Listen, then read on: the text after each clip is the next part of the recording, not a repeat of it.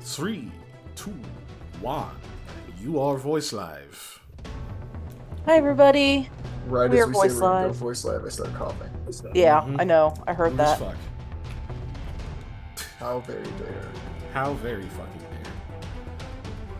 So, is anyone going to the medieval fair this weekend? Yeah, apparently I am. That's right. I forgot you said you were. I was going to. I can't now. Yeah, that'd be tough. Pretty Tough walk. What about you, Dave? I said I'm gonna go Friday. Oh, cool. Probably Have not. fun. Yeah.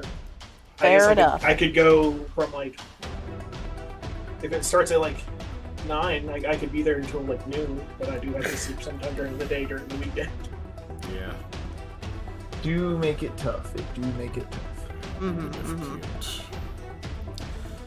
But yeah, I'm going with a couple folks.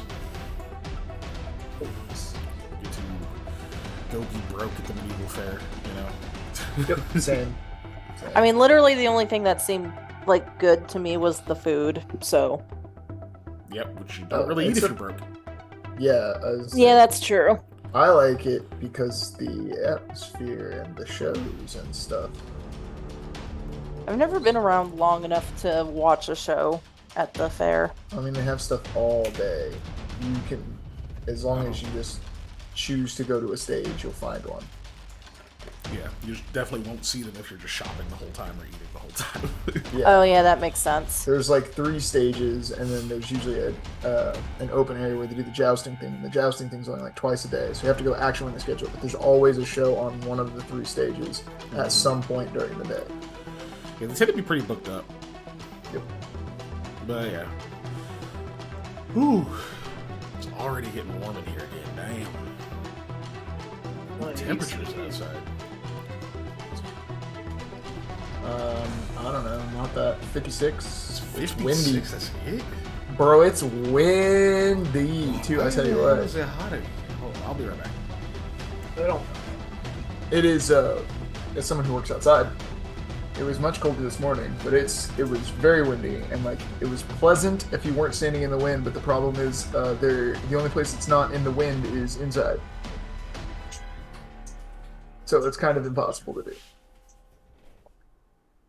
Yeah, what you said. Not stand in the wind. Yeah. Also, trying to do anything. I mean, literally anything when it's as windy as it is in Oklahoma. Is difficult because the wind tries to prevent you from doing that thing. It's just hey, you know that stuff that you're trying to hold on to? It's over there now. Hey, you know that thing you're trying to put up? It's on the ground now. You're like, thanks. If you want to clean out your car, you got to time it between wind gusts. Oh no, you just open all the doors and just I'm not a fan of littering. That nothing in your car is coming back. No, you put it in front of the dumpster, so it all flies in the dumpster. You just accept that nothing in your car is coming back. Or at You're the like, yeah, buy What everything. you do is you set up a soccer goal on the other side of your car, and you open up the doors, and the goal just catches all the. As you do that, the wind will Debris. change.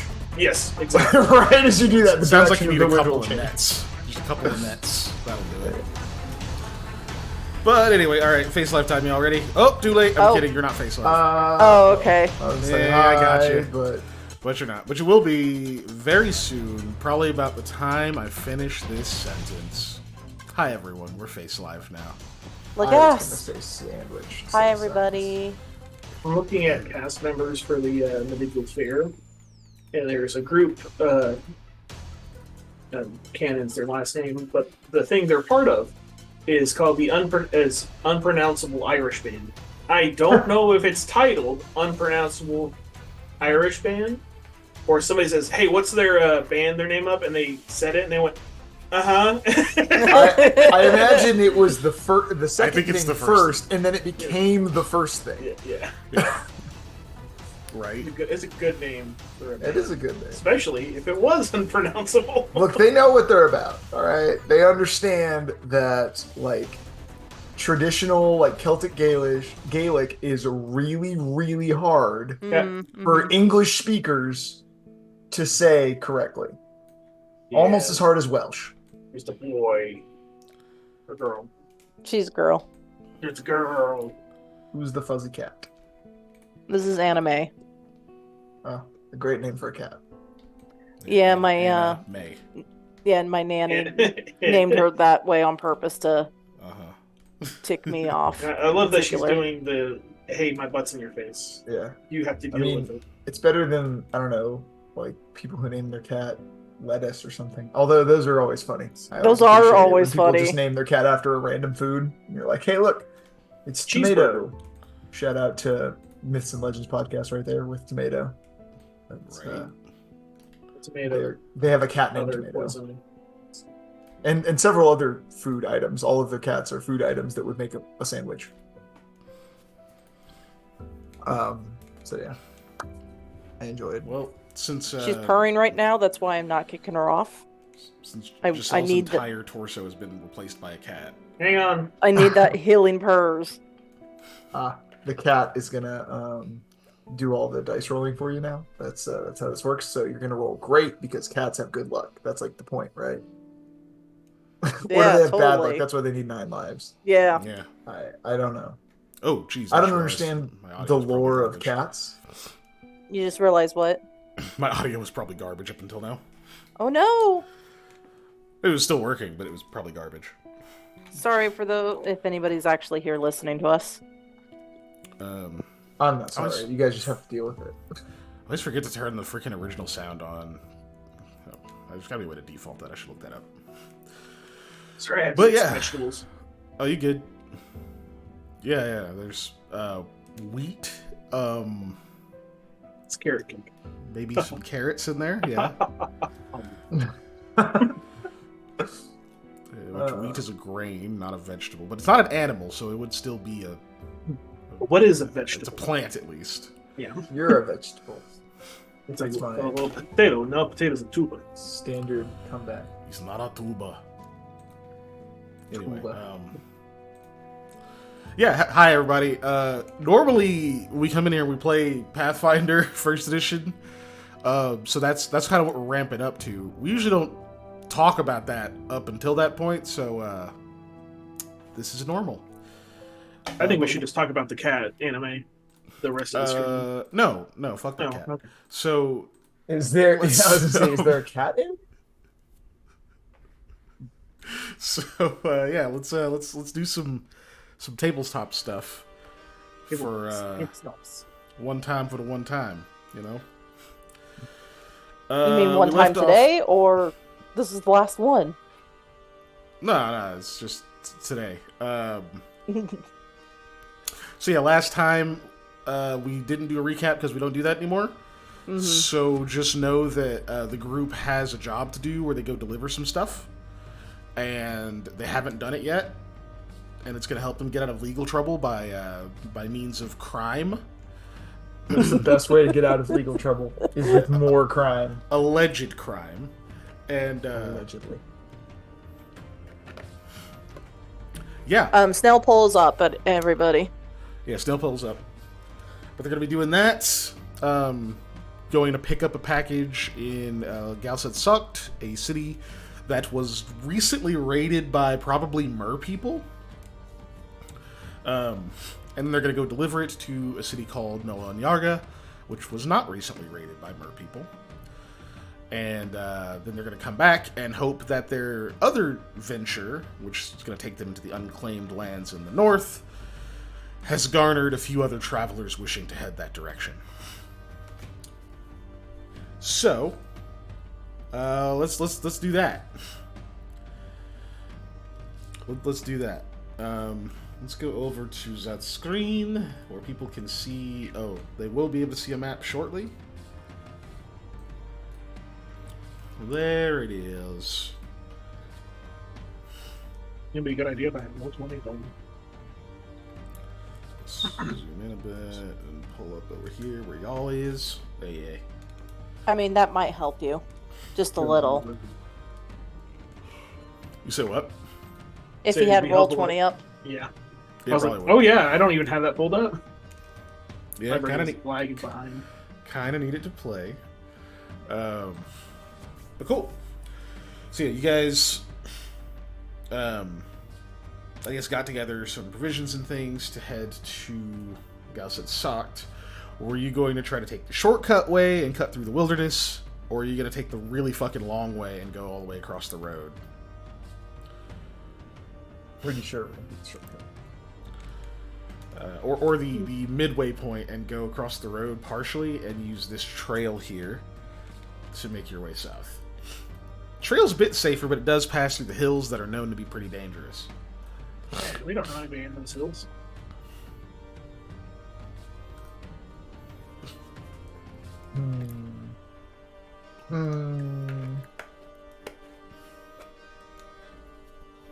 I will leave It that should be- decision to my boss and our way better tracker.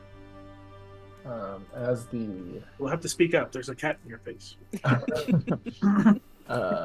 as the person who was just now elected boss, I'm gonna Just delegate. now elected. Yeah, Just yeah. now. I'm gonna delegate to the tracker because Yes. we obviously want to go direct and we want to be quick about it, but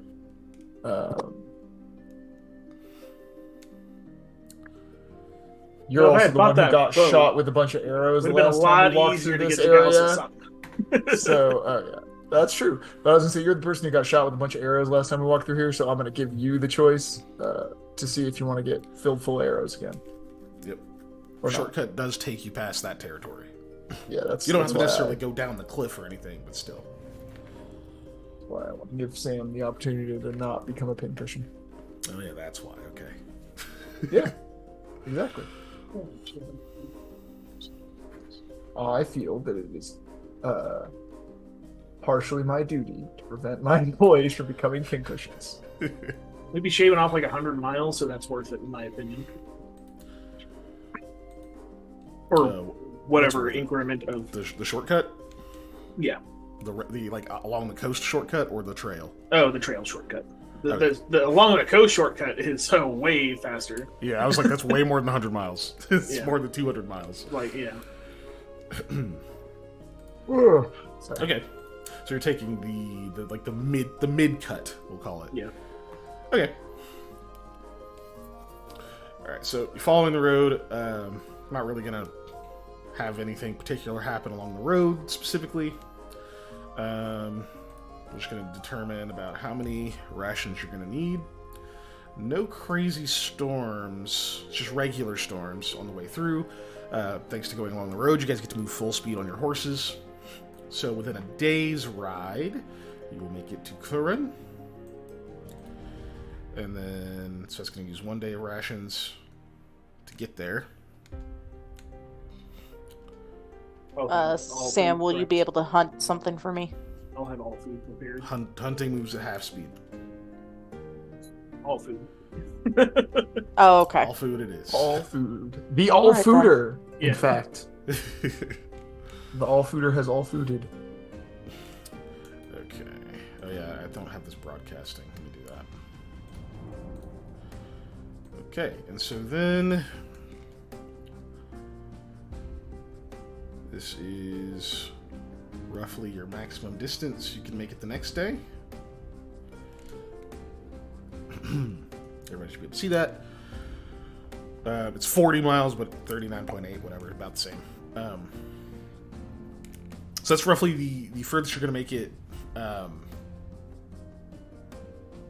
the next day. Now, a trail isn't quite as secure as a road, so just give me a quick survival check. We'll see, or, yeah, survival works here. Can I See how well aid that goes. or... You may indeed aid. It's just you three, right? You're not bringing any NPCs? Just us. Okay. The fewer people who can be allegedly implicated in this crime, the better. This alleged crime, excuse me. Yeah. Okay, 16. 16 is pretty solid. Oh, that's Gonna- the aid. Oh, yeah, sorry. So, yeah, it's So a that's plus 2 plus for you. Yeah. So 21. So plus- And, What is that? 6 of them. so Starting off 21 is strong. pretty strong. So you'll make full distance, so you get out here before it's time to start camping for the night. You do get out of the forested area there. That kind of surrounds Curran. Like you pass through like all the hunting grounds and stuff. You see, you definitely move past some like woodcutters and some hunters and other things that, without getting too deep into RP or anything with it. Some of them are just giving you little pointers and just little stuff as you're like making your way out there that helps you along. So DC wasn't particularly high, but once you do get that far, you're passing through what are clearly some like open grasslands with great visibility into this like hilly area with kind of variable visibility. And then as night falls, it gets pretty poor. Despite the fact that you have moonlight and the sky is pretty clear and you've got some visibility, like where you can see all the different hills and things, and the rain does make it pretty difficult to tell where, like to be able to look into the distance. But we are out here, and we're gonna do one more survival check. This one is to properly, find shelter and stuff here that's relatively secure. You don't really have tree cover and that kind of stuff out here. 25 is solid. Very good. Let's do it for actually in a forest. We're not in a forest. That's what I was emphasizing. Three.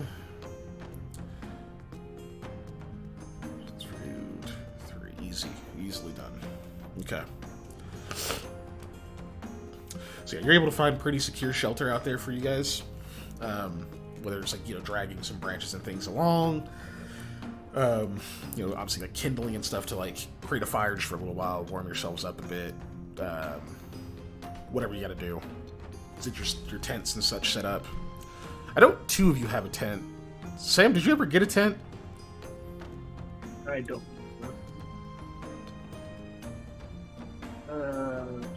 Federal's tent. You did? Okay, cool. I thought you did, but I wasn't sure. Okay. So you all have cover from the rain and all that stuff. You're able to huddle up and start taking your watches and such for the night. Meow. I think we got all of those set up. Let's see. The watch order was it Lamia, Sam, Eli? I believe so, because I was last. It might have been. No, it was Sam, Lamia, Eli, because Sam's Yeah. first. Okay. Yeah, that way Sam doesn't get an uninterrupted sleep Yeah, between. he needs to also be solid hours for his spell prep. So that's why Lamia is the middle one. Plus, she doesn't sleep at night half the time anyways, because she's all standing in the moon healing. I mean, maybe. I mean, we made this watch pattern before that happened anyways, but that's not the point.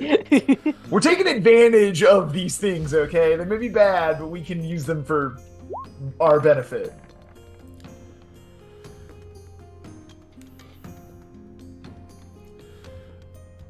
Okay. No event. Well, fucking 96, jeez. Sam made a nat 20 on his perception. Blah, blah, blah, blah. That's cool. Okay. So yeah, you guys rest through the night, no issues. Next day. Let's see where you meet. To pass through these hills. Sam, go ahead and give me another survival. Actually, sorry, at this point it's going to be a knowledge geography.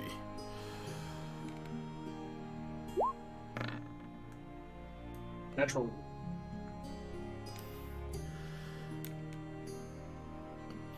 Of course. So Jebba. You didn't say survival, so it's going to be a natural one. Geography. do you have anything that helps with that? Because I remember your Veti. I think you have stuff against natural ones. Yeah, I thought you Or did. just that's it not for on skill criticals checks? against me. It's literally for like criticals and stuff like that. I think. Hold on. No. Yeah, I thought it was against saves. I think he has two abilities. One of your allies within makes a saving throw. Okay, so it wouldn't be that one. Born lucky. Stars. Yeah, after you roll a natural 1 on a saving throw or a critical hit, it's confirmed against you. Ah, It's not a saving throw. yeah, it's not. Oh well. Wham, wham, wham. Damn. Oh well. Okay. So all that happens is as you're trying to navigate through this area, you're not really used to going through the hills as much. Not anymore. Maybe if you were back home and you'd been used to it as much then. But here it's a bit different. Spend several hours, kind of trying to figure out landmarks and that kind of stuff as you're moving, but you end up getting somewhat lost. Not to the point where you kind of can't find your way back to where you were, but it's what's the word I'm looking for? The problem is exacerbated by the fact that there's caves and dangerous bullshit out here, so you don't want to be super risky and just go off places and end up in the wrong space. So you end up doing a lot of backtracking, and effectively you guys don't make very good progress today. So you're only going to move about half. And then by the time you think you get your bearings completely again, it's already at the point where you should probably be setting up camp again.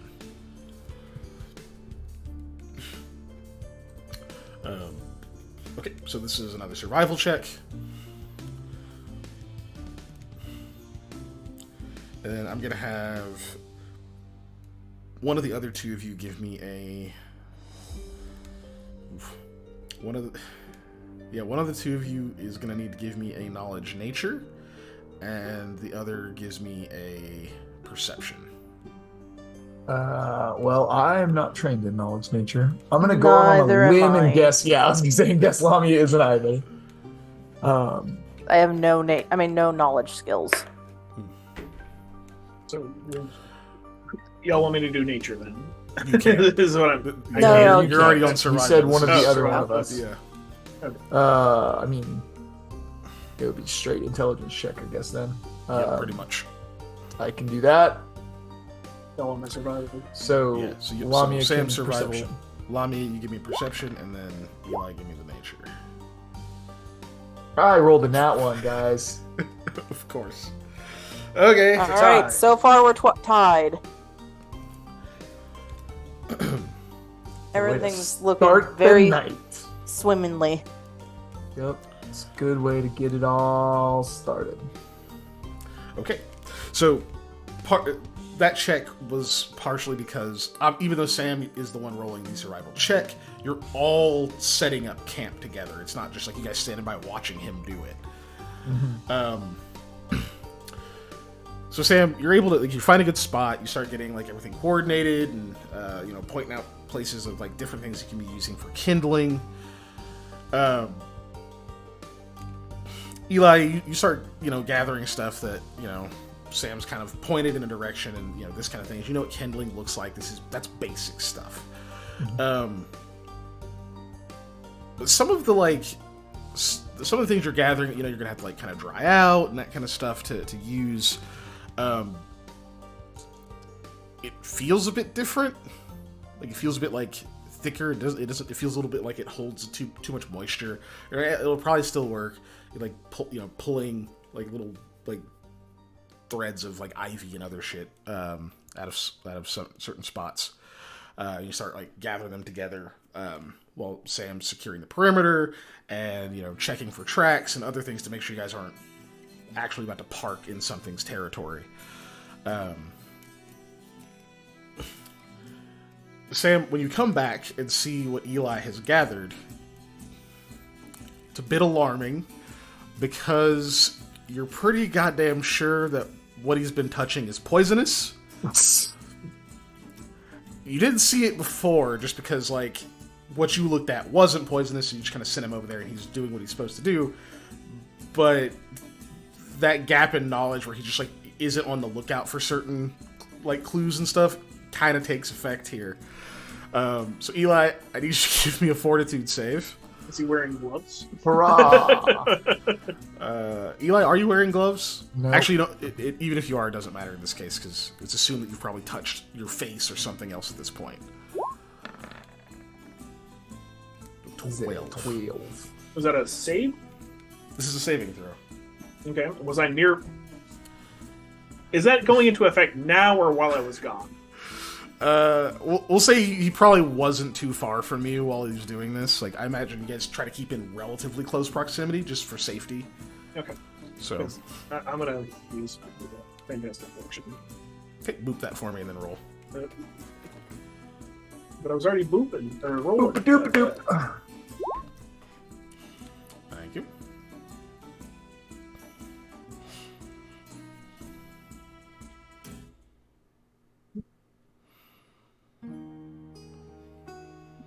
There was no lid on that. That was when he's dangerous. I don't know where the lid. So you can use this one if he wants. I would use that one. Yeah, I'm gonna use that one. I like that one. That one's Oh better. no, maybe the other some 1 and 2 together is pretty lucky, you know. Like there's something about it. And I don't know a lot about math, but I know which number's bigger than the other number. Jesus. I Yeah. roll 19s on my saves normally. Good lord. A little bit of Sam's luck rubs off on you. You haven't touched your face or anything like that, and the oils haven't soaked into your skin. Still, I imagine that Sam is like, "Hey, put that down. Don't touch that. Go wash your hands off." Like he starts getting you away from it. Go ahead. Sorry if you would say something. This poisonous vines, I'm assuming it's like poison, whatever. You can't burn it because the smoke will also hurt you, right? Mm-hmm. Yeah. 'cause Okay, it that's becomes what I Skyborn. think. Knowing what I know in real life, Sam would probably also know. Oh yeah, like you So- could assume Sam has significantly more knowledge than any of us in this subject. So yeah, yours So works. Sam is going. We can't do anything. With this. Like, well, we could boil it for 3 days, then dry it out, then burn it. right. Ah, you yes. pretty much know Of it's course. It's like an oil that it excretes, so it's like Yeah. just drying it doesn't do it because the oil will still technically be in it, and yeah, it's a pain. You can pretty much at this point you can like bury it or just throw it out somewhere and be like, don't go fuck with it. Yeah, I'm gonna go reintroduce it back into nature. So yeah, Is that code for pooping it out? guess it could be. And then Lamia, you rolled what, a 16? Okay. So while that whole commotion is going on, and you're like, doing whatever you're supposed to do, getting tents set up, that kind of thing, you definitely hear something a little odd in the distance, kind of the same direction, which for you guys would be to the west. Same direction that Eli was coming back from, and then him and Sam get into this whole thing of being like, "Dude, you grabbed poison." So, you hear a sound from over there that at first, it sounds kind of like, oh, there's like some thunder or something that just rolled across, but like, it is actually a different noise, kind of alongside the crash of thunder. So you go back, you go about your business, but you're still listening a bit closer. Like, did I actually hear that or no?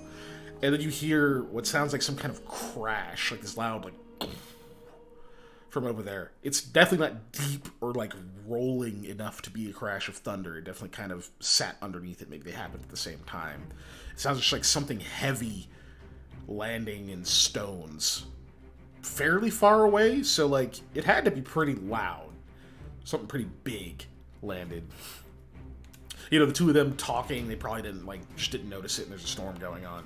But since you're listening specifically for it, it's like, what the hell is that? And then you hear it again. Every 4 or 5 minutes or so you hear it. In different pitches. Does it happen more frequently? Seems time goes on. pretty consistent. Okay. That would mean it gets closer. No, But that's what you notice, Lamia. Yeah, sometime during their not. Sorry, I forgot that was hers. My bad. Yeah, That's that good. was mine. It's still a fine question to ask. It is. It is. Sometime during that, Lamia will be like, "Hey, so there's definitely something that way." She'll point towards the thing. We might want to keep an eye out over there. It's pretty loud and probably pretty big. Like a chupa thingy or what? A chupa thingy. Yeah, yes. I don't know what a The chupa chupa thingy is. These goats. Okay, Or is it whatever, like one Sam. of those, is it like the deer thing in the forest? Like, what do we keep an eye on? I don't know what it is. It's loud and it's happening. Like, listen, this way. So after you guys are quiet for a little bit, especially, I imagine Eli has gone back off to gather non-poisonous kindling. You can still hear them talking. So Poisonous kindling only. only poison. It's the long strong. So you get over there and you're kind of like gathering stuff, but you're like quiet and you can hear it a bit more because you're a bit closer to it. You all definitely hear that sound again.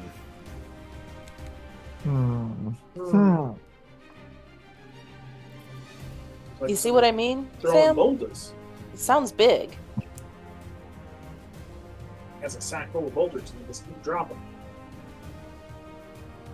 It definitely sounds like something regular, though. Like a beat. Oh, like the storm wardens? Maybe. I don't know. It sounds like something that's, it's repeating at a very similar time span.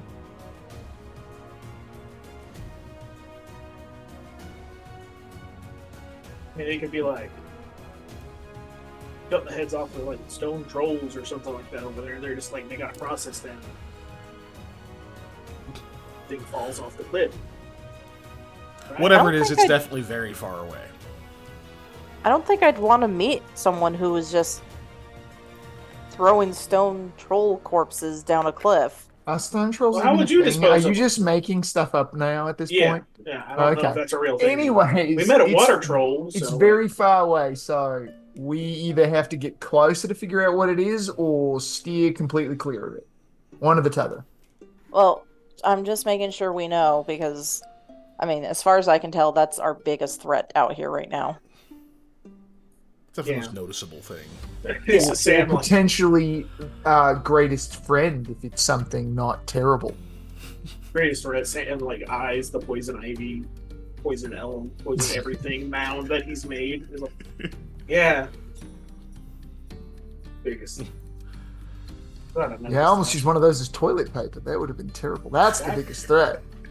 How do you not have linen on you for toilet paper, or at least 3 seashells? See, that's really hard to say. Saxon. Seashells. There we go. It's one of those ones that I can't do normally. Right. 3 shells. 3 shells. But- Yeah. Any specific kind of preparation you guys are doing, or are we moving on to the night? We're gonna do extra while we're trying to keep our fire. That one went overnight. I assume we usually have fire to keep it going. So you just make sure the fire actually burns all through the night this time. Yeah, well, I'm going to try and move something around it so it also blocks a little bit of vision from further away. It's more for us warmth and not other things seeing us. Makes sense. But yeah, otherwise, I think we're good to try and roll this night out. Alright, and Lamia by herself, and Eli by himself. I say this all the time. Alden's with me. He can't see anything. He's not helpful, but he's there. Okay, Moral support, damn it. He resents that. I know he does. He's helpful. To himself.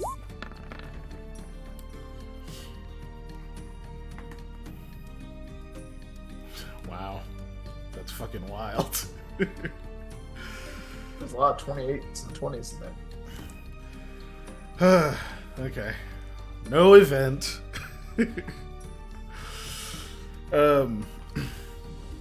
Throughout your watches, you still do begin. You do still hear that noise in the distance occasionally. It doesn't sound like it's getting any closer. Y'all rolled 20 plus for your perception. Yeah, doesn't seem like it's getting any closer. It doesn't seem to keep the exact same timing though. It just occasionally it happens a little bit more rapidly. Occasionally there's a longer space between them. It seems to get a little bit more arrhythmic as the night goes on. By the time it gets to be close to morning, though, it seems to have finally stopped.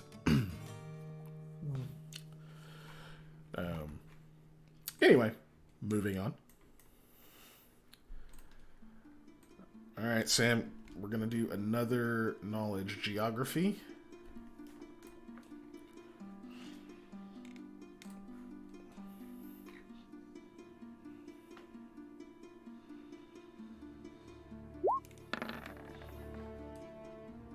So that's a lot better than the previous one.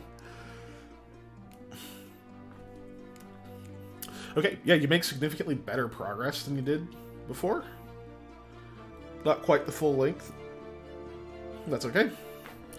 You do get mostly out of the hills and into this hilly forested area as you continue to follow the trail.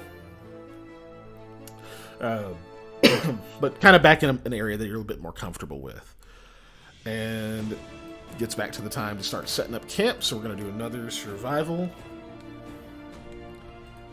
And for the other two of you, same checks as before. 1 perception and 1 knowledge nature. Or a knowledge geography will actually suffice for nature. Oh, I don't have that. I don't think you have either, but still. Yeah. I do not. Oh, Hey, well, that's a nat perfect 20. time. It is. Which means it's 10. But still. It's okay. It's not a natural 1. That's what's important. That is important. So, let me see. Those are both very good, actually.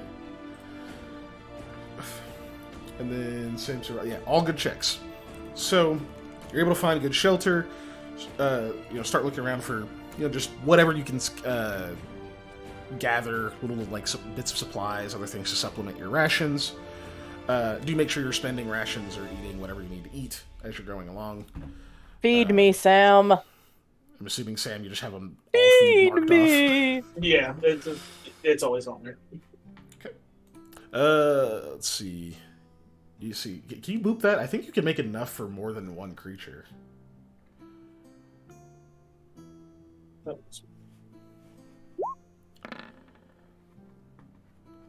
mean, I guess in theory, if I recover it, I can. Oh, geez, weighing up to 5 pounds per level. Yeah, that's a lot. Yeah, no, you could see your per level. Your 1 cash pound level above. right now is what, 4? I think your cash level is 4. Oh, See, that's That should- more than enough to feed the whole group if they're willing to eat it. But it is bland. But it would save your rations. Lamia eats it. I will say, so Lamia, you probably will notice if you're all eating it, you seem to enjoy it the most out of the 3 of you. Weird, but that's fine. For Sam, it's just bland. It's just you're not throwing up or anything. It's just it kind of sucks. it's very grueling. Yeah.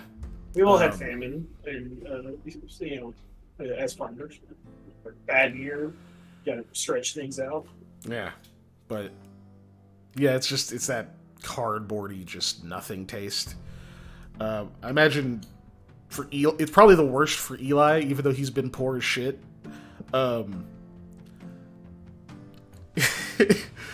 Even eating this, it's the food back at my master's place was actually still a lot better. Even the food when you got in trouble was still better. Oh, man, yeah, that's bad. Yeah. But it's okay. At least it's not actively disgusting. It's just there's no flavor. It's just all texture. Either way, so you guys eat that for a few days. Excuse me. And then let's see. We get here. even still, I imagine there's some gathering of like little bits of resources or whatever else you can find in the area. And Eli, what you actually find, you find a patch of kind of these like weird looking little mushrooms that are they grow in kind of this corkscrew shape. And they don't have any of those "don't eat me" colors on them. They're kind of just pale, sort of brownish, with little like streaks of like dark red across them. You don't know what the hell they are, but they look edible. Hooray. Things that look edible. So I imagine you bring those up to Sam. Yep. And Sam, you can give me a knowledge nature. It's like that or survival. Yeah, technically it could be either, but in this case, it's like an identifying thing, so... Yeah. It's 20. Yeah, no, this... You immediately recognize these are spiral shrooms. You need these to make the storm.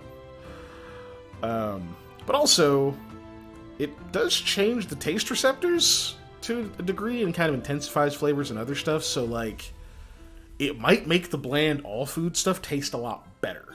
Could make it taste worse, but it might make it taste a lot better, too.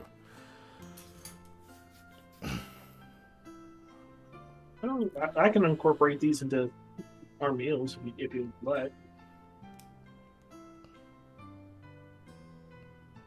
Well, I mean, it's worth a shot, right? Yeah.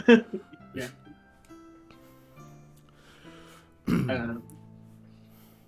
Plus, it gives you a Anything chance to work with them. the blandness. Oh, about how many did we find? Is that a couple pounds or? Yes.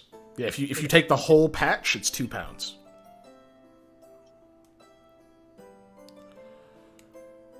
Theory, You know, I'm you guys gonna can- leave a little bit there so they can do with the mushroom thing. Yeah, And, just take like a pound and a half. Yeah. Okay. Go ahead, Molly.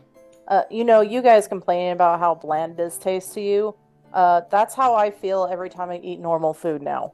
Oh, well, I don't have to cast it anymore for you. We can eat regular food now. You want me to eat regular food with that blandness, and worse, I don't actually get filled.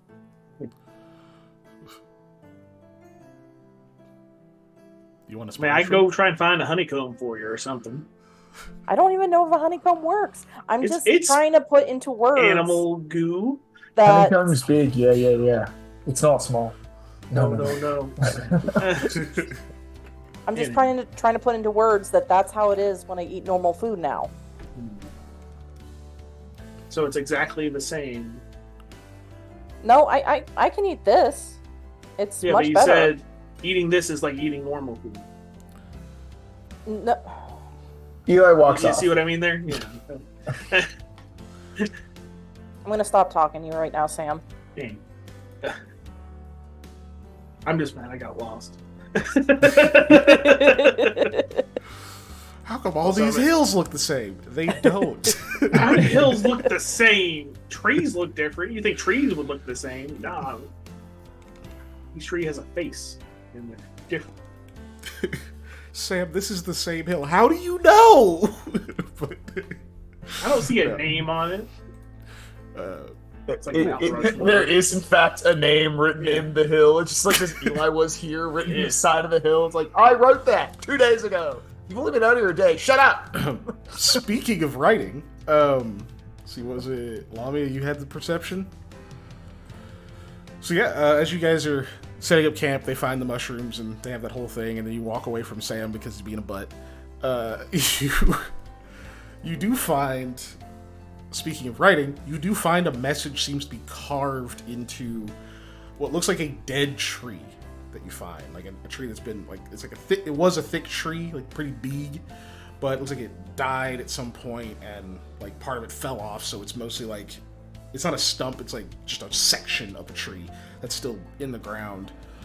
But it's definitely like rotted out and that kind of stuff. And you can still see it looks like someone had carved into the side of it that was still relatively hard the phrase "have faith."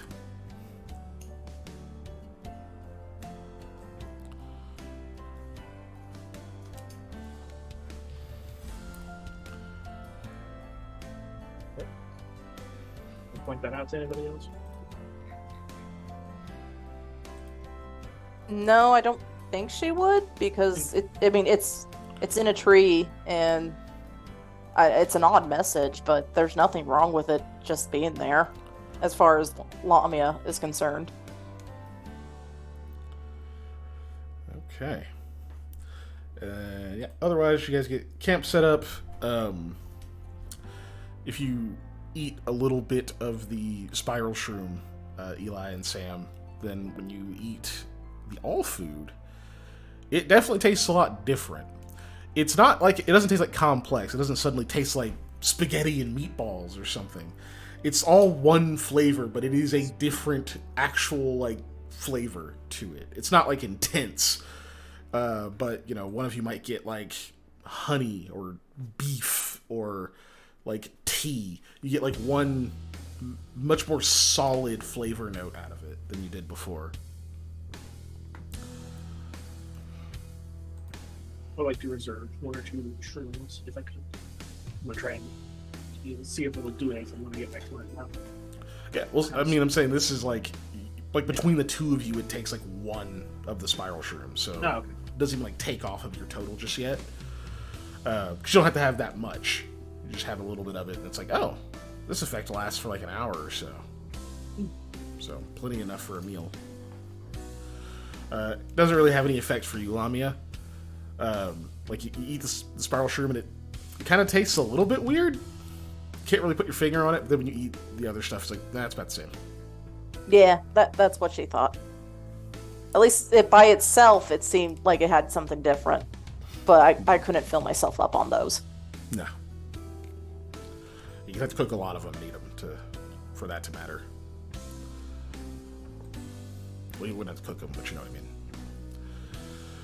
But cool. So you guys do that. And let's hit that night watch again as you settle in.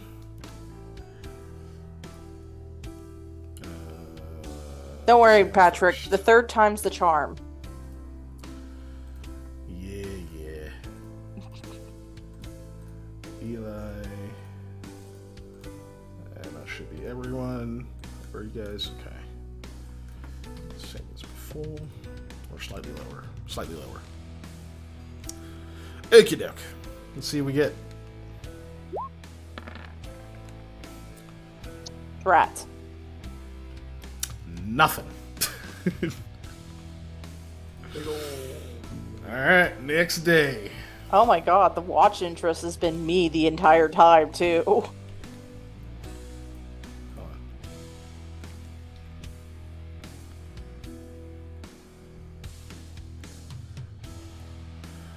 Okay. So you're back in the forest, and less than half a day you get to the road. Okay, so you don't need to make a check for this one, Sam. You get to the road pretty quickly. Let's see.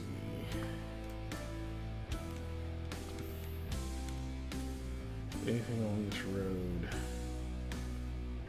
Nope, we just go straight to the watch.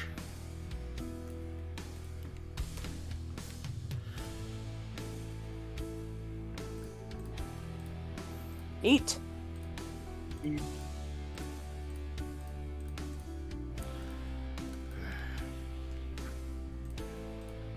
Chance is lower now.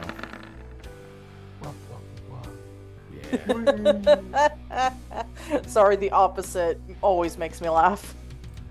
It's still the watch interest is me, though. Yeah, what it's the been hell? 2 every time.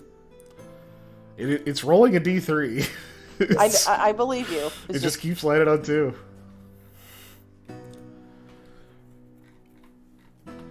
Maybe It is I'm the technically jinx. the average roll. So, anyway, you guys make it to Gelset Socked. Hooray. We did it. With nary a hair out of place, it seems. However, Gelset Socked seems to be in relatively low spirits. You do see that several buildings appear to have been damaged and are being repaired. Like huts and small houses and things on the outskirts look like they are being rebuilt, or you see that there's like additions being made onto other ones as presumably other people who've been displaced move in to relatives' homes and so on. It honestly looks like that raid hit this place pretty hard. You guys are, even when we started this, are at least somewhat experienced adventurers. It's probably not the first time you've seen the aftermath of a place be raided. And especially on the outskirts of a city is usually what gets hit the hardest, of course. But it's surprising as you get through like the farm fields and other places like that where they usually are the ones who get hit, and you make it into the city proper to see that the raid actually made it pretty deep into the city itself. And as you guys are coming through, it looks like the guard presence is a bit less. You don't see any like soldiers or anything that came out here to help. You imagine that they came out, provided whatever assistance or helped whatever they needed to help with. Maybe they stayed a few days, and then they've already probably headed back to Saigon. Excuse me. But you're definitely getting the sense that like the people here are not in the best spirits at all. Either way, you get in, you make it to the tavern you're supposed to go to. You can see inside there's still a decent amount of people in here. And at one of the tables, it seems to have like quite a few folks around it that all seem to be talking. As you guys all walk in, probably heading up to the bar to, get the package you're supposed to deliver. You hear, as they're kind of speaking or whatever, one of them raises their mug and says, what do they say?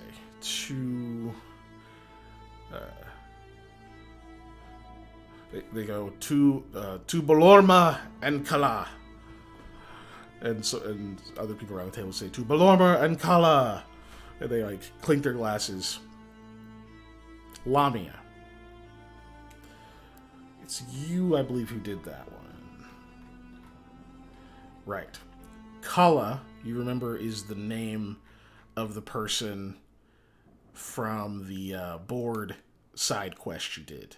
That wanted someone to come hang out with them. Oh, okay. You don't see her over there in this group of people who are apparently toasting to her and another person. But they clink glasses and such. You can see some of them are like obviously clearly injured. Like one person's got like an eye patch, one's got like their arm in a sling. And even though they're like toasting, and there's this kind of like rally that goes up, none of them are like smiling or anything. They all seem kind of grim. Excuse me. But they dissolve back into conversation after that.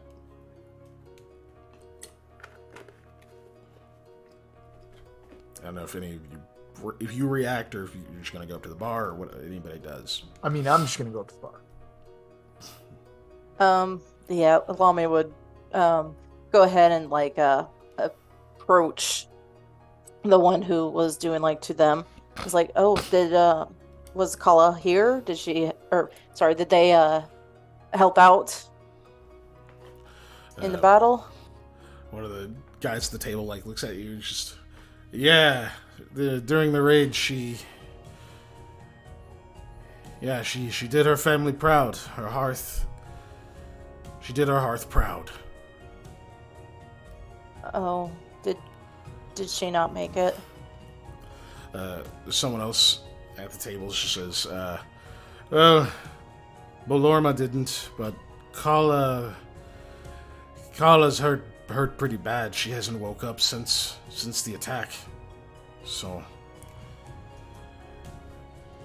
it's not good. Even the priest's praying over her. But her family hasn't come back yet, so we're hoping that maybe she recovers before then.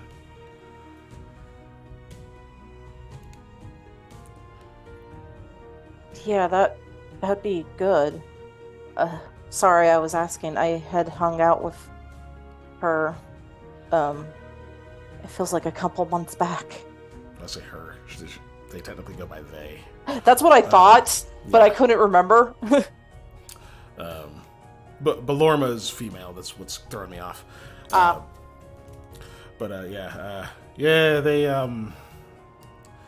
They didn't have to. We were trying to tell them to stay put, and just hold down the fort for themselves. But well, if you've met Kala, they're always raring to go to show off that wave calling they were good at. So, like he said, they did their hearth proud.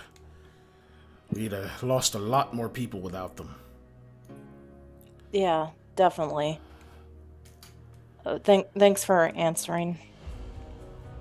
Yeah. Are they here in the town?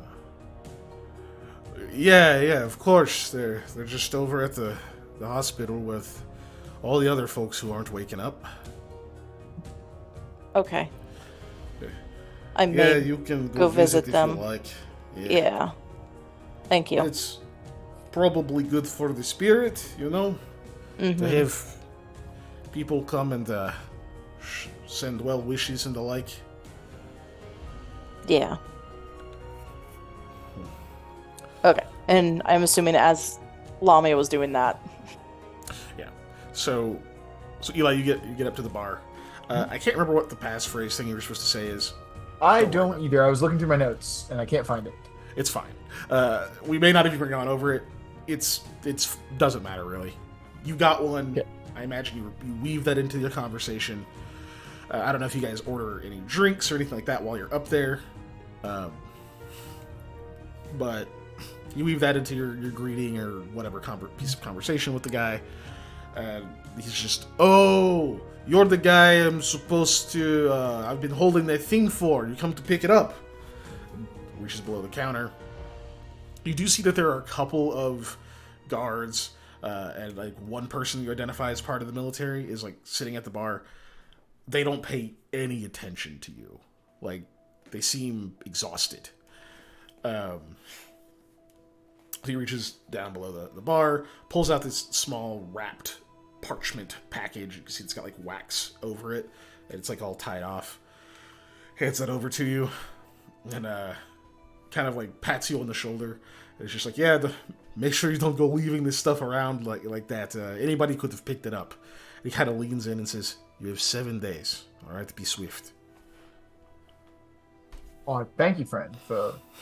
I'm so clumsy and I put it in the bag. Yeah, make sure that gets wherever you need to get to, huh? Mm-hmm. Indeed. All right. Anything for the road? I look over at Sam and Mommy. Like, do we need anything? Or are we good? Directions to the hospital. Hit me in the road. Keep going south. Don't go all the way to the outskirts. Just the road that turns left before that. Go down that way. It'll take you straight to it. Perfect. Thank you. He just nods. Cool. So I assume you guys take off, or you leave the tavern at least. Lamia brings up, I would like to go visit the hospital real quickish. One of the people that that had posted a job, I had taken it, and I hung out with them for a bit. They were helping during this battle, and they're not doing so good right now.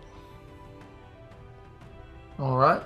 Well, while you do that, I'll go ask around about, I don't know, whatever happened here. Try and figure out what's going on. Because I'm curious. Okay. You go ahead and roll diplomacy, and we'll come back to you. And then, Lamia, you're going to go after the hospital. Sam, what are you doing? I'm going to see if anybody needs help moving debris. So I'm just going to help do labor. Okay. Oh, that was almost a nat 20. So it's a 2. Instead, it's a 2. That's still pretty high, too. Yeah. Really decent. I can defoliate if we need to. I can Jesus. also speak with animals if we need to during that time. All right. So we'll come back to you two. So Sam, you're basically like helping out around because you can tell that people are like obviously in kind of a bad spot. And Eli, you'll be asking around. I imagine you two are relatively close together. So Lamia is going to be the one kind of off on her own. Alright, so Lamia, you take the road, make a left, go straight up. When he says hospital, this isn't like a modern day, like, multi-story obviously. thing. It's a pretty well-built structure, right? Meant to, obviously protect the people inside it in case of an attack and that kind of thing. It's got these long awnings and stuff on it so that the rain all runs off. It's built on a pretty solid foundation. Like, it's obviously an expensive structure they've made in a large campus, but it's still one floor, and you can see inside of it because the doors are just open. You can see that there's like some fires and stuff burning, but they're like trying to get circulation through there, and obviously it's Sagias, so it's very humid, so it's to keep it from just being stifling inside it. They've got like doors and windows and things open, lots of airflow to go through the like main space. So as you approach, you walk inside, you can see that there are obviously rooms and things that they have for patients and such, but even outside of those, there are people being treated. You can see like the medics and such that are there appear to be very busy. There are a lot of injured people in here. You don't immediately see Kala, but you do see a bunch of staff running around. You don't immediately notice anyone who's like supposed to be like directing people who come in. It's just like after a moment, someone notices you walking in and kind of just walks over. It's like, what do you need? I would like to visit Kala. A visit? It's a bit busy at the moment. Give me a diplomacy. Oh, good. Da, da, da, da, da, da, da. D is for... There we go. Diplomacy. 13. Nice. That's not bad.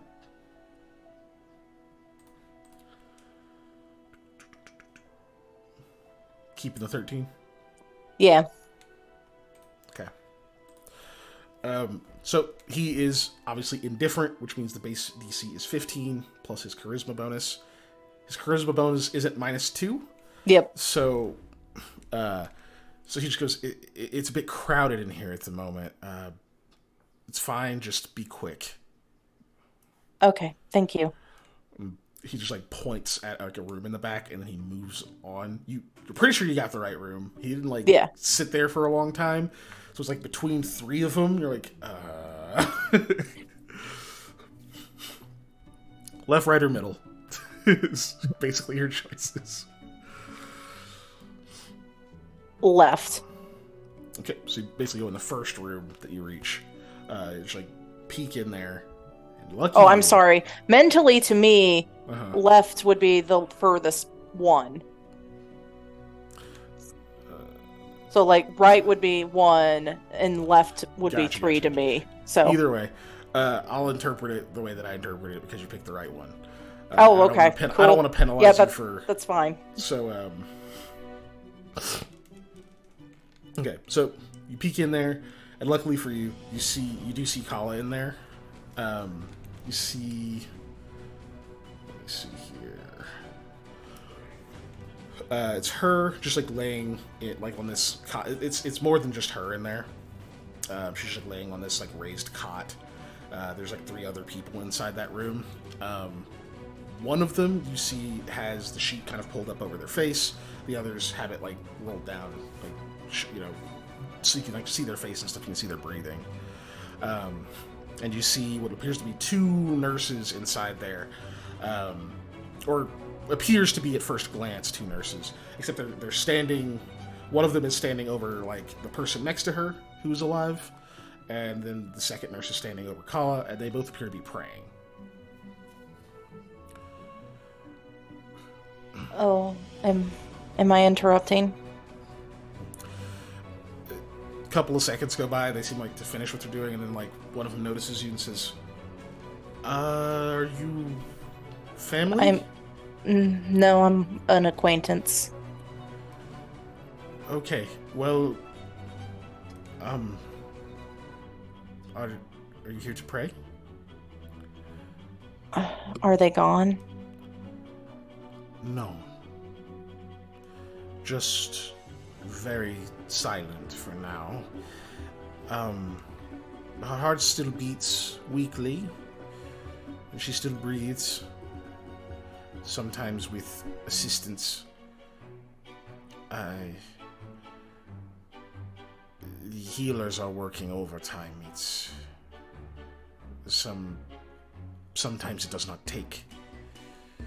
Oh, so I couldn't offer, like, my best potion and help. You may offer whatever you like. But I think she's in the hands of the gods now. Well, they are in the hands of the gods. Yeah. I keep thinking it's the other person. Yeah. Well, that might be true, but they didn't seem like the kind that likes to lie down just for the gods. And you know what? Just to make myself feel better. Sorry, this is me mentally. She takes out her Cure Serious potion. Okay. The nurse like steps away for a moment, and she's watching you, just like obviously. She's not gonna just like leave you alone completely. She doesn't know you. Oh yeah. The first nurse is still praying over the other person. Lamia will go like, "Hey, Kala. I don't know if you can hear me. It's Lamia, and maybe take a sip of this. It might rouse your senses. It might not, but because you know what? Funny thing, I found out. Apparently, there's moss that can stop healing. It's fascinating. You need to wake up so I can tell you." And then she'll introduce a little bit, so she doesn't choke and such like that. Comes over and will like lift her up and like help you administer it. Are you gonna like feed her the whole potion? Yep. Okay. Sorry, let me take that off. As you're administering the potion, it's just this like obviously very slow process. Mm-hmm. And you can, because you're having to kind of just slow everything down and like be very, very careful and gentle, and the nurse is kind of coaching, just gentle, don't, not too much, not too fast. And she's like kind of guiding your hand and stuff like that. But it's just this very gradual process. And you can feel your own like heartbeat kind of going in your ears. Because you've got your hands on Kala, you can feel her heartbeat as well. You can hear it. But it is weak. Mm-hmm.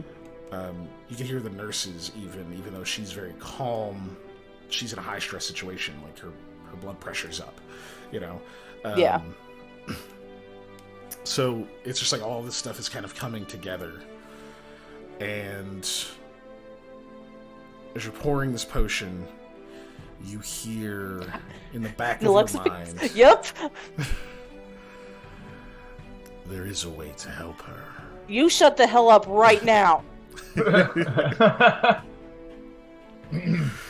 voice continues. I know what you want. I'm not doing it. Then you will let her fade away.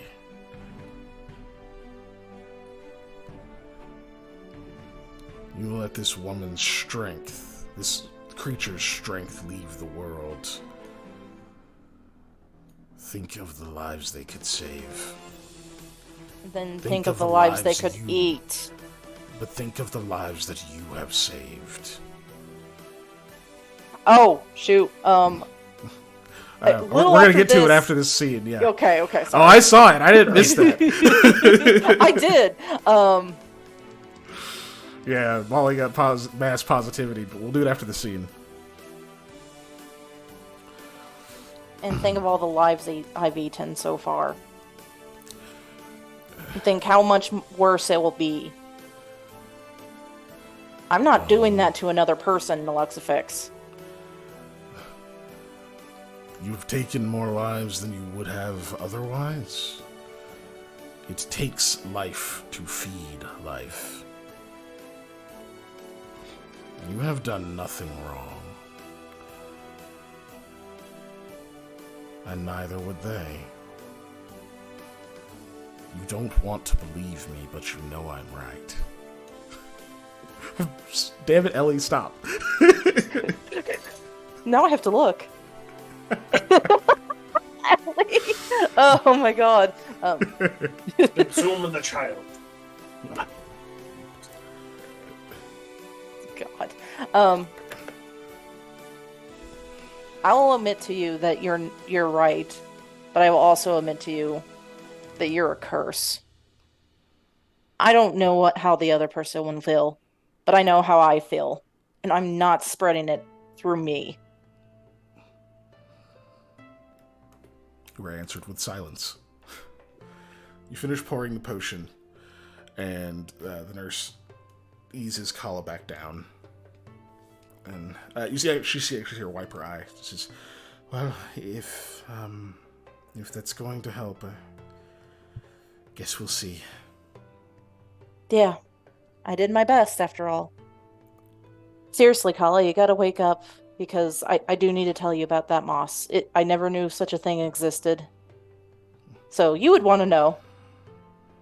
So once you accidentally find it and fight it yourself, you'll know, oh, you gotta attack the little, like, weed part of it, and not the tentacles.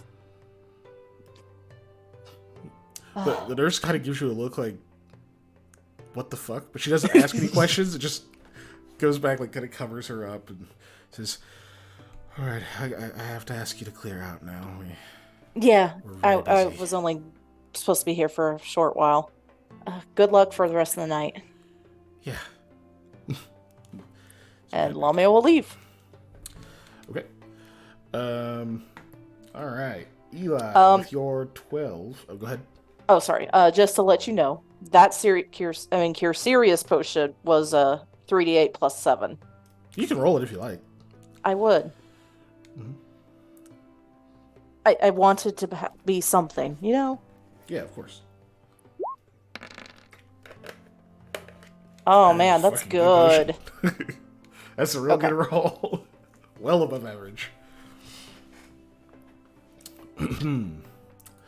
So, all right. Oh wait, Eli. So is that a 14 then? Because it's to gather information. Yes, I did not add that. Cool. The beginning. So yes, it is in fact 14. Neat. Okay, so with your 14, you're going to be able to pretty easily learn, especially because I'm going to say Sam's like helping everyone around their stuff makes it even easier because they can see that, like, even though you guys are outsiders, obviously he's with you, and he just like comes in and starts helping people. They're like, oh shit, these guys are cool, you know. Mm-hmm. So you pretty easily discern that during the raid, they had about 11 people that were like running the defense against them were killed. Lots more injured, but 11 people were killed, including one of the local heroes of the city, Balorma Naranbatar of House Delgar, was another wave caller. She was killed. And then Kala of Hearth Walitki was very, very badly injured after also coming to the defense of the city when things were going very badly. Which Hearth Walitki is... normally those are the protectors. They're the wave callers from the southern islands that you don't even see on the map. They're usually the people who like protect them whenever there are raids and stuff like that. Most of the time, the merfolk don't even reach Gauset Sucked. They usually get stopped at the Southern Isles. Right. And so most of the time, they've usually got one or two of their representatives here just in case, like, people do make it through, or there's like stragglers or stuff that make it through to try to raid the place or raid the shores. But it makes that force much smaller. This was one of the biggest raids they've ever seen even before they had those like defenses in place. This is one of the biggest raids ever happened, period. And they actually had about 12 people who were abducted and just dragged beneath the waves. Wow. Okay. Which is what they tell you. That's what the merfolk tend to come for. Is they grab, they wreck or steal supplies, and they take people. And so they're like, yeah, that one was really bad. And they don't know what's going on in the Southern Isles right now, but thankfully, some people from Dorat Acquisitions are going to investigate it. That they've hired to investigate. Gotcha. So, yeah. Thankfully, in inverted commas. Oh,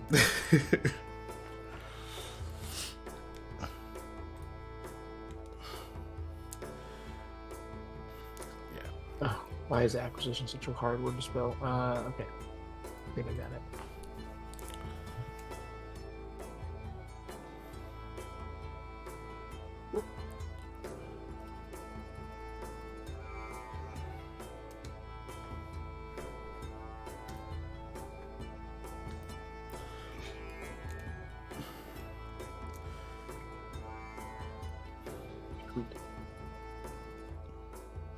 Stuff. Good stuff. Sam, what you get to hear, I'm not going to make you roll anything because you're helping out, so you're going to hear stuff.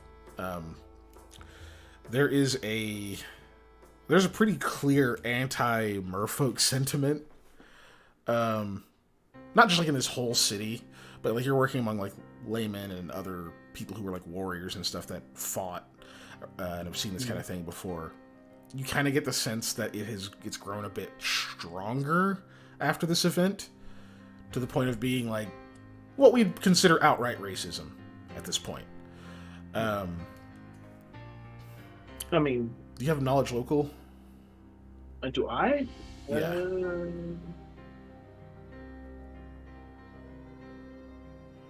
No. Or history? I'm assuming no. Also, okay. Just do me. I got nature and geography. Okay. Yeah, just give me an intelligence check. I can be smart sometimes. It's not. Today's not one of those crazy. days. Today's not one of those days. So. Sam is leading the snail poll, everybody. Yep. So.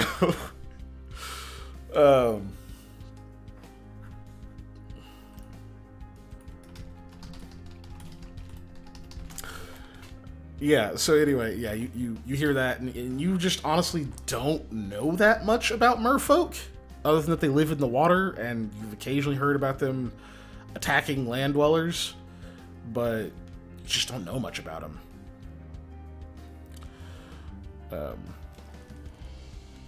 Okay. No, that's right. I know about sea snails. And sea snails are no. I forgot. Yeah, we just ended the scene, so we have to mass positivity, Molly. Yeah. All right, Molly, you ready? Okay. She's not ready, Ellie. Anyway. No, okay. That would be such a troll move. Go on. And then just keep going, yeah. Giselle / Molly, you're one of the most honest people I know, which, you know how much I value honesty, just like being upfront and that kind of stuff. And in any context, that can obviously be frustrating at times, but only because the truth hurts. Occasionally, it's still healthy. And I really very much appreciate the fact that I can pretty much always count on you to be who you are and say things the way you see them or what you believe. Any of that stuff, I don't have to guess. So that's really cool. All right, next.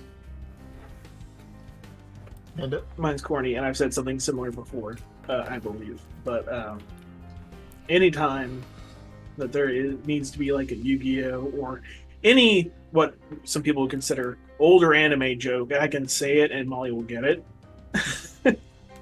Whether it be like Sailor Moon or insert older one here. Maybe a pot of greed or a tuxedo mask or whatnot. She always gets my humor, and I'm down for that. Even if it is my very grown, worthy, terrible humor. grown as in, not as in I'm an adult now. Yes, you're an adult.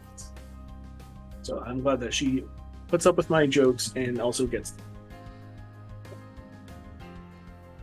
I would say that you are relentlessly positive in the way that you approach the world, and that is refreshing because so often people are overwhelmingly negative about everything, but I find that you can often find a positive spin or angle while still maintaining that trademark honesty that Patrick talked about at the world, because it's not like a thing where you're like, oh, I'm just going to be positive to be positive. It's you actively see things that way, and if you don't, you're going to say something about it, which is also great. So it's nice to know that you're just going to be looking at the brightest side of things that could possibly be, even if it's a 10-foot hole of shit in a dark cave. You still find the like speck of like glowworm dust or something in there. I was literally thinking, oh, there's a light in there? Okay, cool. Let's figure out how to use this light to maybe either keep seeing stuff or like maybe blow up this hole somehow. Yeah, that'd be great. Meanwhile, I'd be like, God, somebody turn that light off. I don't want to see this this it's so bleak and terrible. It'd just be better if it was God, why? Yeah. Yep. And yeah, Ellie also gave you. Yeah, I just saw that. Do it again, Ellie. You can make her cry on stream. Shut up. Speaking of, I need to go to the restroom. Please continue. Okay, you're good. All right, so yes, you get a lot of growing anti-merfolk sentiment. I will have you roll for this. It's just a sense motive check, Sam. Let's see if I can give you more information. You're kind of just being racist to be like, I don't want to say anything nice about the merfolk that helped me 20 years ago move into my apartment, and then get targeted. Yeah. Right. Since when?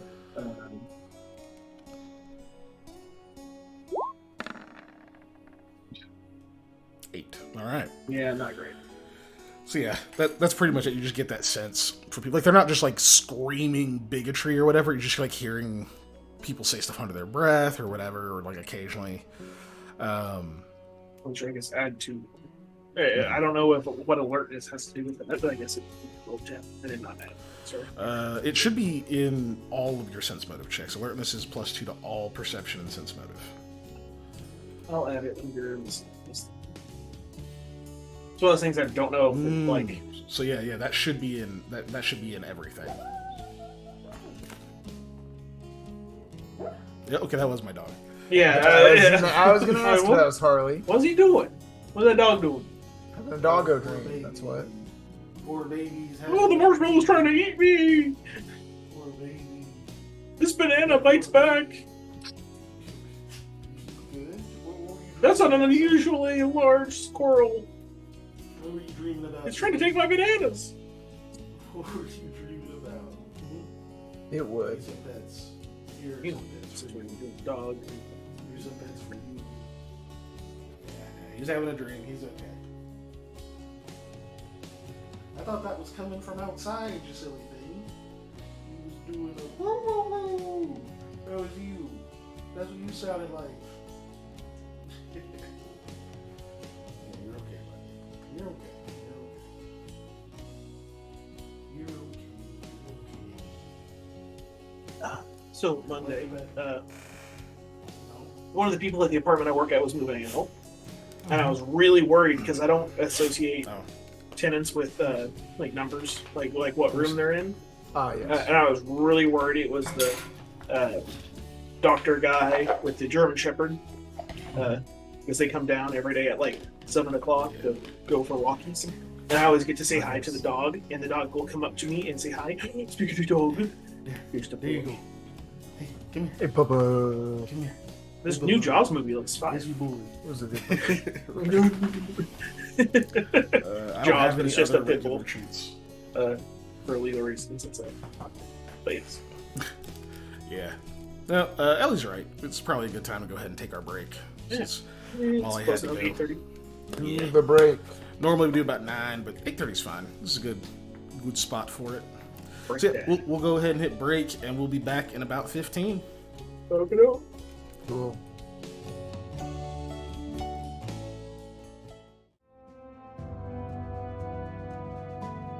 Hello, everyone. Hey. We have all returned at the same time, and nobody peed themselves. Yeah, that's a true. suspicious thing to say. My name's Kyle. I like to skateboard. I definitely would poop his pants. Shout out Derek Comedy again. It's been a while for me, but That's such a good skit too. it's That's a such skit good that has stayed safe as well. rent free. Yeah, look at Malk lives in my head. Malk is a good one too. Racist coffee is also rent free in my head. That's a Julian Smith comedy for those That's a wondering Julian what Smith we're, one, yeah, referencing here on that one. Anyway, so Right. what did Panda have to roll a sense motive for? It doesn't matter. That's because he true. rolled an 8. Yes. So, yeah, there's a. You obviously know there's a anti-merfolk sentiment that seems to be rising amongst the folks. Eli, you probably get that too, just from talking to people or whatever. You don't know if that's gonna turn into anything, but I mean, you know, Wavekin exists. You don't know how they're gonna shake out in that whole mixture, but probably not your problem anyway, right? So, yeah. Anyway, that's pretty much the information you gathered. One of the local heroes died. The soldiers came in. They were able to help push them back with the help of Kala. But yeah, the merfolk got away with like 12 people and destroying a bunch of the city's supplies, like grain silos, and tearing up fields and other shit like that they did. So it's going to take some rebuilding. They're already going to get other supplies from other cities and stuff. It's just going to cost a lot of money and time.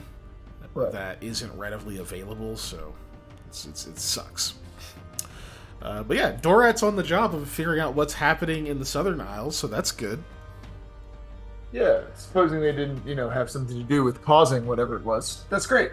It's good. It's I mean, excellent. even if they did, as long as they help, right? So, Nope. It's not how that works. but yeah, you don't hear anyone mention anything about Storm Wardens. But they do talk about the attack obviously happening during that fucking massive storm that hit, is when they Right. all arrived. Gotcha.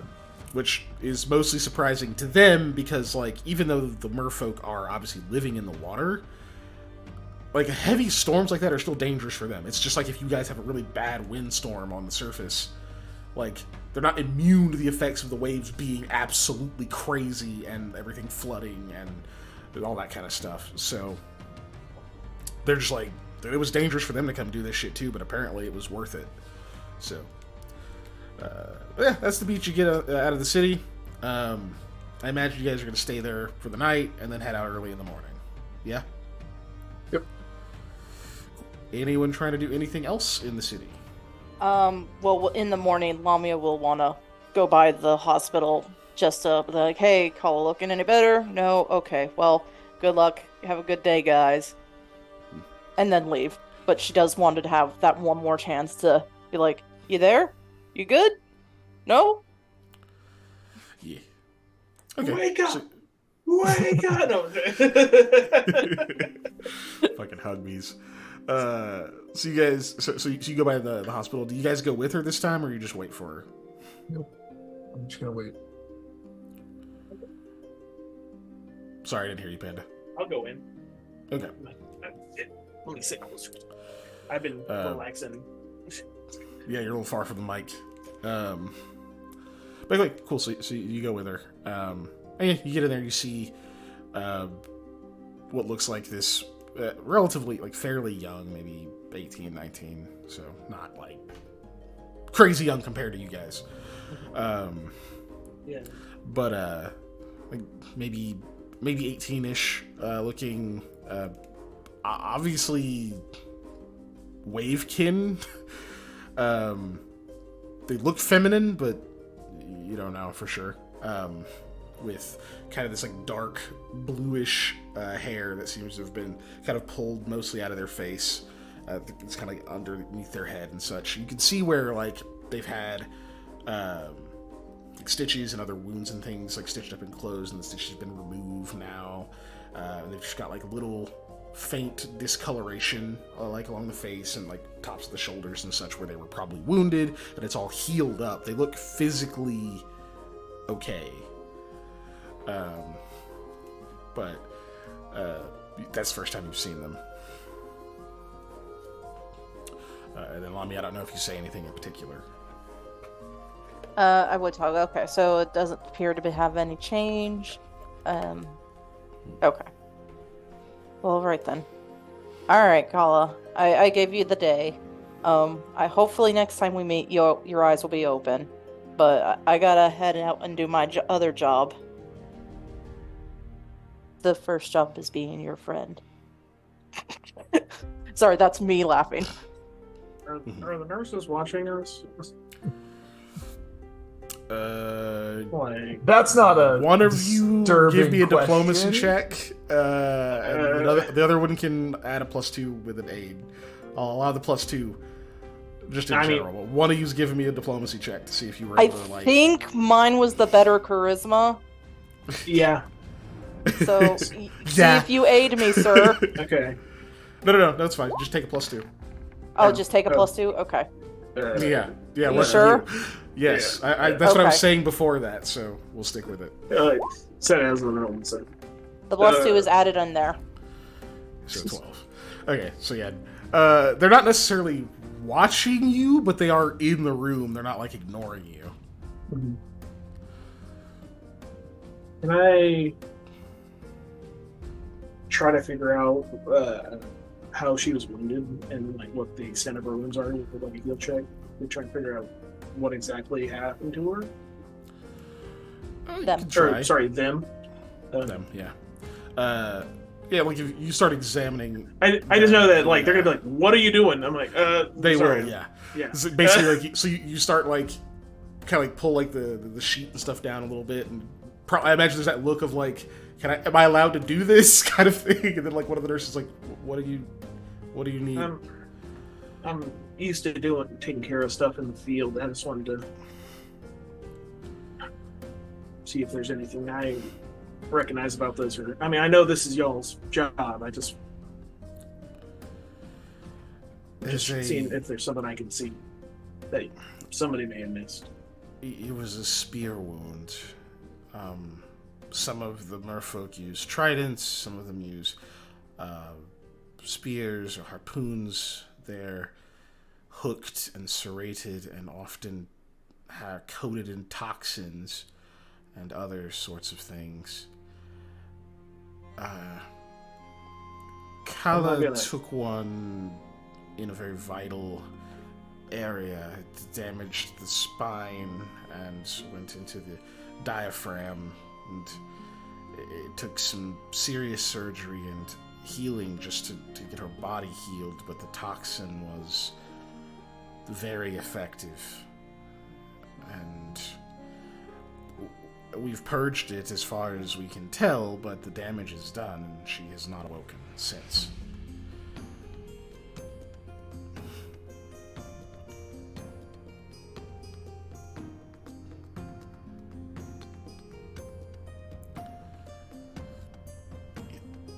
They. Sorry. She would, Yeah. The nurse would have said they. Oh, Yeah, okay. It's us messing up. Not. No, the, I was just making sure, because yeah. I mean that would be an in-character thing of like Lamia would be like, they refer, I mean prefer to be referred to as they. Yeah, but the nurse But would yeah. know that. It's a Okay. small enough city and they know who they are, so that's my mistake. I'll get good at it one of these days. Just need more non-binary characters. That is true. Anyway, so things like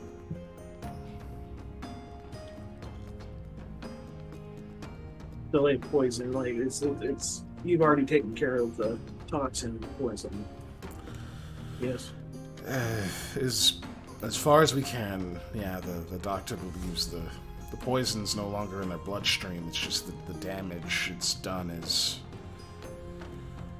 significant.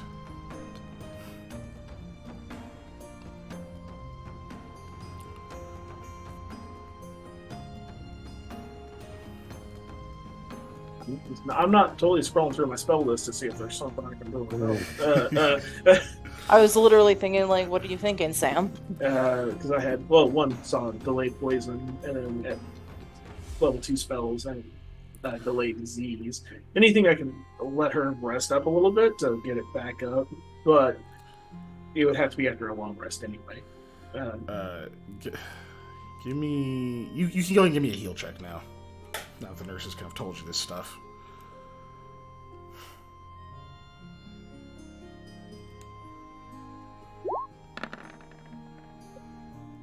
Nice. You gotta modify that at all, or 24? Or keep it at 24? I'm gonna see if I got luck. I'll throw. We do have at least one. I do remember that. So go for it. Hey, we have another one. 27. So... Break that 25 mark is what the idea was. Yeah. Because in my head, that's a step, you know? Yeah, that usually is. Okay. So, yeah, you can definitely tell that, yeah, not only did that wound obviously just send her into shock, and there's like, you know, as you guys are talking, I imagine you kind of can get the nurse to sort of like show you where the wound is and that stuff, because you obviously know a little bit. And so, like, seeing the wound and that kind of stuff, you can like just tell by how it looks that Kala took this blow and then kept fighting. So it wasn't like this hit and then she just collapsed. It's like they kept fighting, and it obviously made it worse. Maybe they needed to keep fighting, obviously, to not be just killed outright by what they were fighting. But yeah, it obviously made it a lot worse, and you can see that even though that, you know, the doctors and maybe some actual like clerics or people with healing magic have mostly repaired that damage, even though there's like scar tissue and the like. You can tell that effectively her dexterity is at 0. And that's why she won't wake up. And normally, mechanically, a person's going to recover that over time anyway. But she doesn't, they don't appear to be recovering. That strikes you as odd. You don't know if there's some kind of enchantment or an infection of some kind that they're not able to find, or if maybe there is a residual, like some residual element of this toxin that's still in their body, but something is keeping them from actually being able to recover despite otherwise being healthy.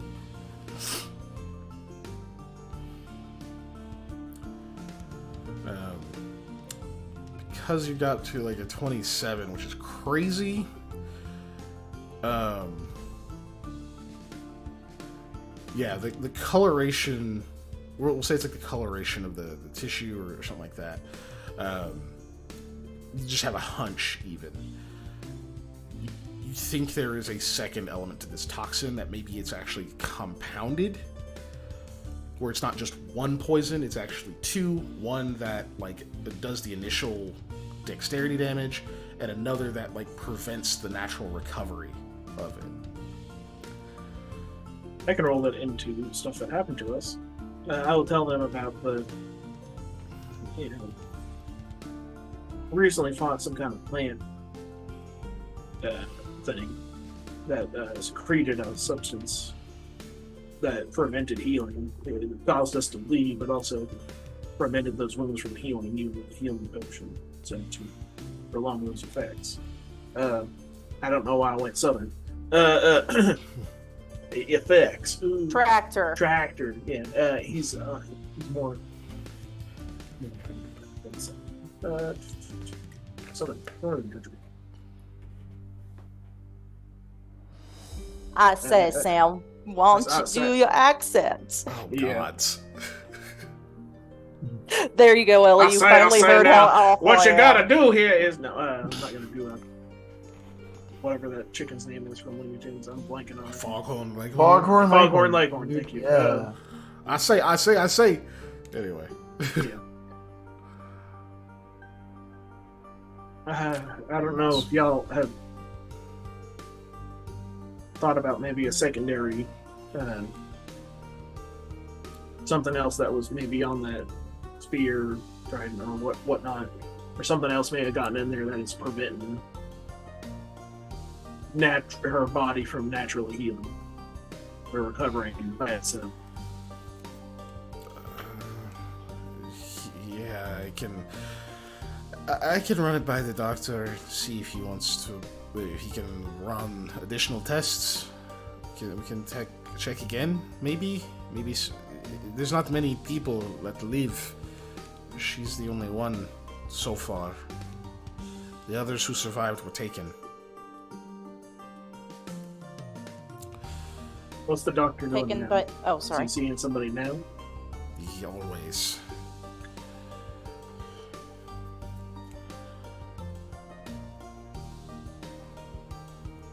Taken by who? The merfolk. Okay, I'm just dragged them making under sure. The water. This is a different nurse, obviously. They took lots of people. I think 12, maybe more, but the ones they didn't take, we are doing our best with. If someone can walk, they do. Only the worst is staying in here at the moment. Has anyone followed up with the ones that can walk? Followed up how? To see if any symptoms continued even after they walked, or if they managed to find a way to alleviate, let's say, as Sam is suggesting, like a second effect. None of the people who have walked out of here were subject to the toxin. Either their initial bodily reaction fought it off, or they didn't take a poisoned wound. The only survivor who's been hit with it is Kala. Okay. The others in her position are dead or captured.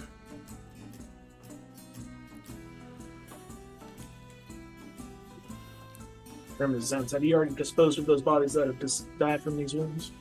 It's been a while. They've been buried, yes. Or sent off to their families.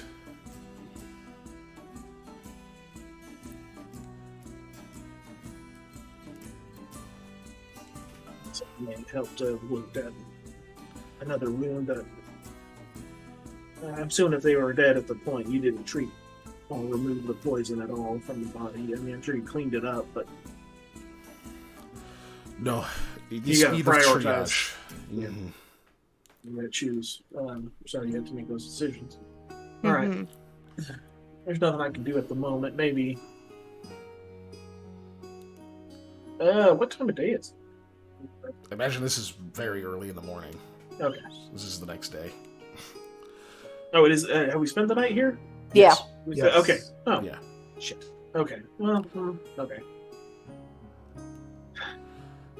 What? No, I wouldn't have prepped like detect poison and stuff this morning. I didn't know I was going to do this, so that's fine. I mean, you could have not have done your spell prep yet. That's fine.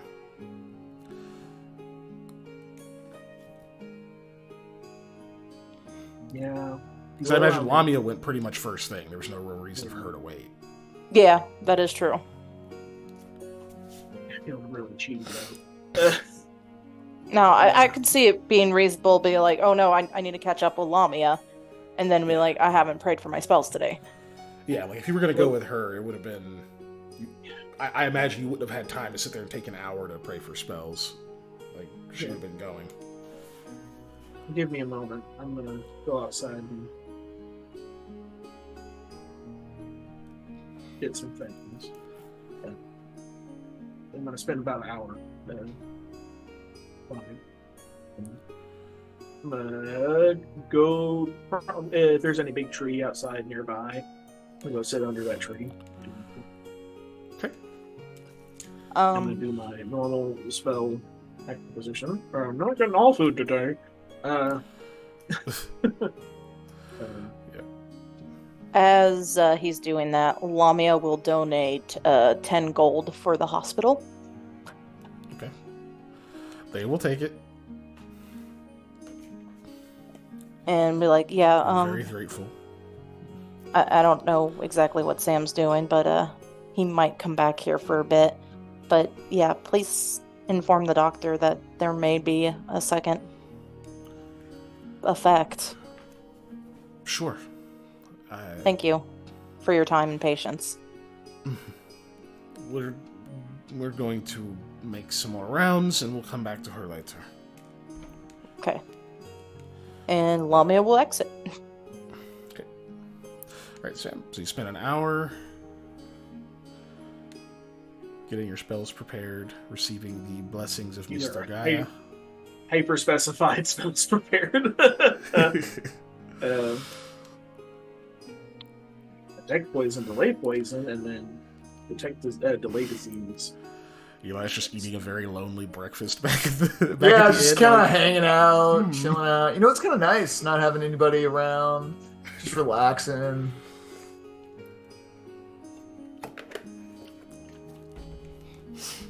I don't have to detect disease.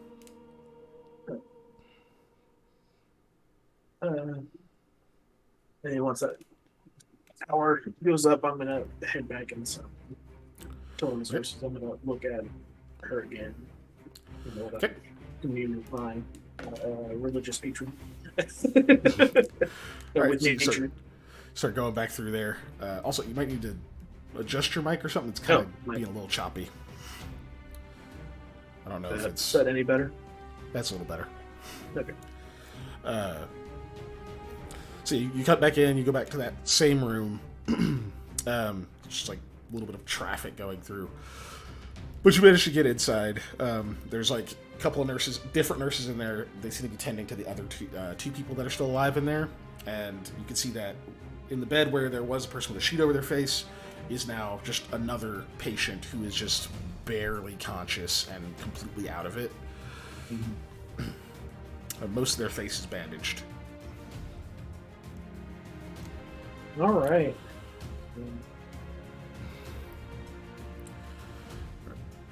I will walk up to their body and we'll cast Detect Poison.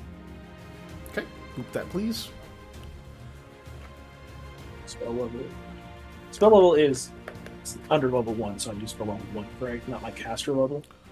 Make sure I'm doing that right. It should take your cast level into effect, so you're putting in the spell level itself. So okay. if it's a cantrip, then it's just 0. Okay. I don't have cantrips. Yeah. I saved it though. Yay! Finally. Nice. Right.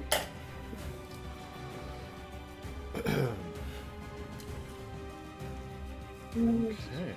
Poisonous. With a, I can determine the exact with a DC 20 Wisdom check. Okay.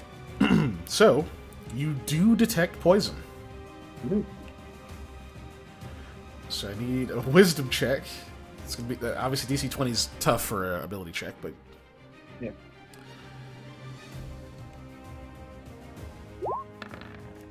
Whoa.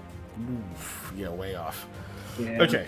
So yeah, you definitely detect there is some poison. You just don't know what type, like what it actually is or anything.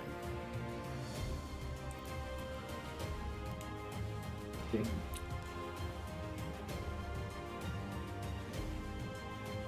So that's stuff. I'm sure there's nothing extra I can do with wisdom. I don't think there is. Okay. Now, here's the. Do I need to know what kind of poison it is to delay poison? Oops. Subject, immune to poison, any poison sustained. Any poison does not cure any damage if the poison is off. Good. So I will then cast delay poison. Okay. I have to save that to cover that one too. So I got Woohoo! multiple supplements. Just in case we get some more poison L later.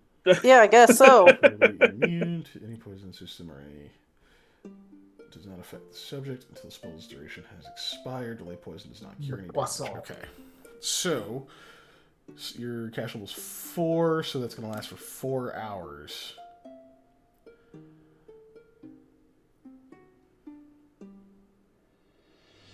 That'll at least. I believe it takes 8 hours to recover ability damage naturally. Yeah. Anything helps. Is that now? Here's the harder one. Unless you're doing something. I'm checking to make sure if there's anything else that can be done here. No, nope. So right now the poison is technically they are immune to poison at this moment. I'm gonna cast now. There's no detect disease, at least not that I know. Not really. Just for good measure, I'm gonna go and delay disease just in case there's something else going. Okay.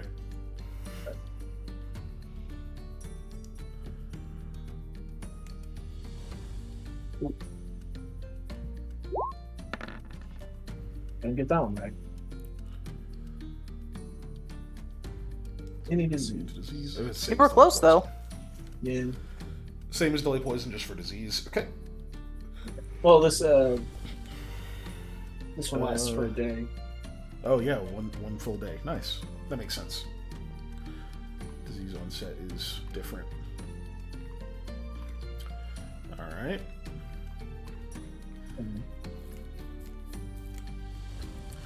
I'm assuming the verbal and somatic stuff is a little draining for me because I'm also exuding Energy, willpower yeah. to do those. Yeah, I'll kind of mop my brow and go up to the nurse. And okay, Are you a she healer? does. I try to be. I'm not very good at it. Usually, I'm doing things like clearing brush and causing brush to grab people. And talking to animals. No. Speaking of that, I forgot to take off something.